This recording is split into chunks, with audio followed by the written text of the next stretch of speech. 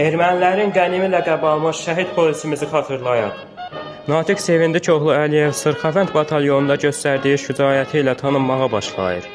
1992-ci il martın 5-də Qazancı kəndinin erməni quldurlarından təmizlənməsi zamanı Natiq döyüşün önündə gedərək düşmənin bir tankını və bir neçə yaraqlısını məhv edir.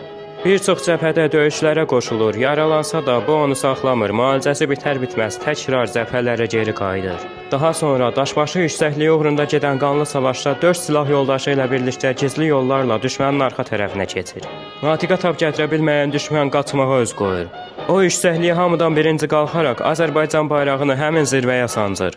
Beləcə yoldaşları ona ermənilərin qənimi ləqəbini verirlər. Daha sonra Natiq Ağdərə rayon polis şöbəsində könüllü olaraq xidmətə başlayır. Tezliklə ermənilərə qan uddurduğu silahı PK pulemyotuna da dostları Koroğlunun Misri qılıncı ləqəbi verirlər. 1994-cü ilin may ayının 6-sında düşmən böyük qüvvə ilə Ağdərə rayonuna hücuma keçir.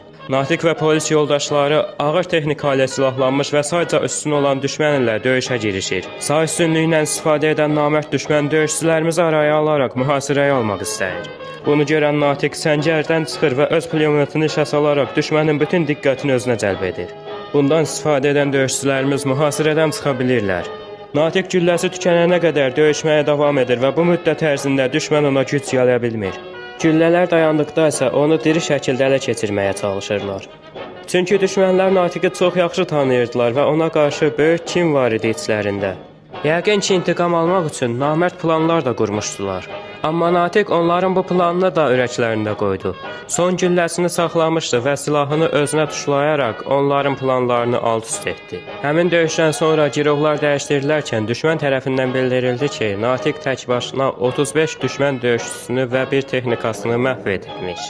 Ümid edirəm xatırlamağımız şəhidimizin ruhunu şad edər.